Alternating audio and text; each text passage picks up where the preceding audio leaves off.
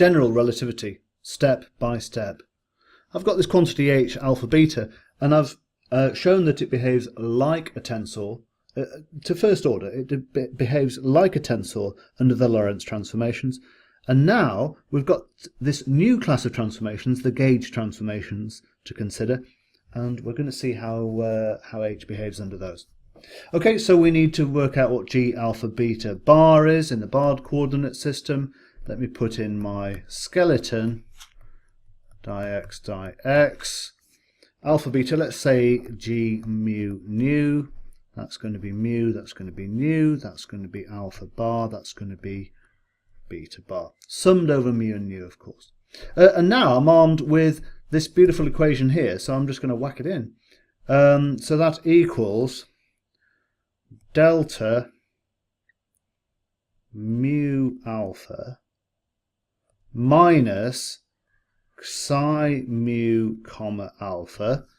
I'm just using the comma notation instead of the full dy by dx notation. Delta nu beta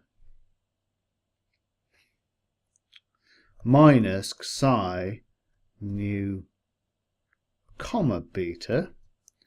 And I may as well expand the g mu nu. That's going to be, oops, I've written an h. I meant to write eta mu nu plus h mu nu. And what's this equal to? That's equal to, that's equal to eta alpha beta plus h alpha beta. And again, I think we know everything except for, oh no, that's a bar. We don't know that. We know that. We know that. We know that. We know that. We know that. We know that. We know that. Now what I'm going to do is start fooling around with this in the knowledge that we only need to consider terms of first order. So I've got a term of order 1, a term of order 1, another term of order 1, and these brackets here are terms of, they're teeny tiny terms. So if I take the square of those, that one there is 10 to the minus 21. This one here is 10 to the minus 21. And this one here is 10 to the minus 21. So even if I get two of them, let alone three together, if I get two together, that's 10 to the minus 42, which is eminently negligible. So I only need to consider first order terms.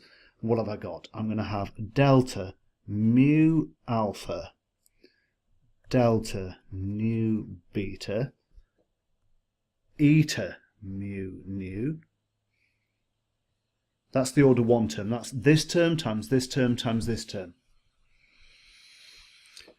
Now I'm going to take minus psi mu comma alpha. Now that's a small term, so I don't want to multiply it by another small term. I've got to multiply it by the delta nu beta and by this one here, eta mu nu. So that's that term. Now this one, minus delta mu alpha times the small one, psi nu comma beta, eta mu nu, plus this term, the small one, delta mu alpha, delta nu beta, h mu nu. And again, I guess I should put plus higher order terms. And we'll see what happens. What happens when we do this? Well, we've got eta alpha beta equals h bar alpha beta. Oh, sorry, plus. Plus, that's that term and that term, equals this term here. Let's have a think about that. Well, the deltas just kill anything that's not equal to it. Alpha not equal to mu and beta not equal to nu. So we're left with eta alpha beta. Oh, that's convenient. Cancels with that. Minus, let's have a think about this term here. The delta kills anything that's not equal to that, so that goes there. What we have here is mu beta minus q comma alpha eta mu beta. Simplify it down a little bit more. That's that term which we've done there, minus, what happens here? The mu has got to equal the alpha for this term here, and so that contracts on that one. We're going to be left with psi nu comma beta eta alpha nu plus this term here is going to be equal to, let's see, mu and nu, that's just going to be an h alpha beta. Have I left a bar off? No, I haven't. So we can do a bit of cancelling. That's nice. Get my red pen out, and I'm going to cancel that with that. That's the only term of order 1. Everything else is tiny, teeny, tiny, tiny, first order. Let's go back to black, and we'll write down what we've got and talk about it. We've got h alpha beta bar in the barred coordinate system equals this term here, h alpha beta, which is the one we had left there, minus this term and this term here. Well, I may as well just write that down as psi, and I'll use the fact that I can change first order terms. I can move contravariant and covariant indices from upstairs to downstairs using the flat space metric. So this mu and this mu sum across, and we are left with, what are we left with? A beta comma alpha for this term here, minus, and we can do the same thing here, and that's psi alpha comma beta. And we had that term there already, didn't we? Oh, that's nice, isn't it? Look at that beautiful equation there. So this is the result of a gauge transform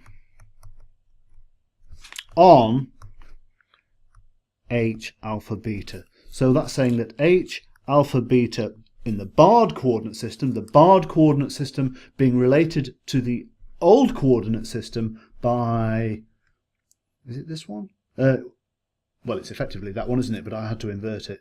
Just a minute, where are we? It's this one here. It's this one here. We're taking the old coordinate system, adding a small perturbation to get the barred coordinate system. And what does that do to our second order so-called tensor, our pseudo-tensor, I guess you could call it? Well, it takes h alpha beta to h alpha beta minus psi beta comma alpha minus psi of alpha comma beta.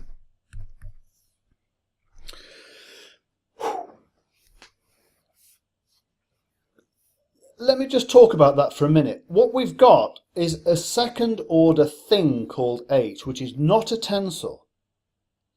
But I'm asking, if it was a tensor, what would it do?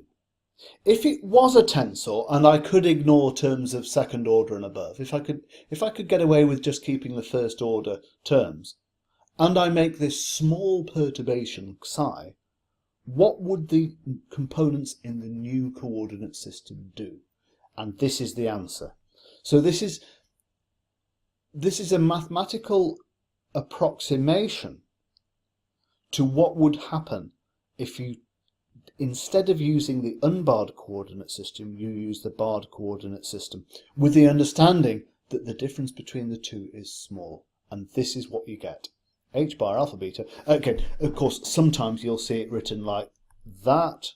Beta bar equals H alpha beta minus psi beta comma alpha minus psi alpha comma beta. Sometimes you'll see it written like that, with the bars on the indices rather than the tensor.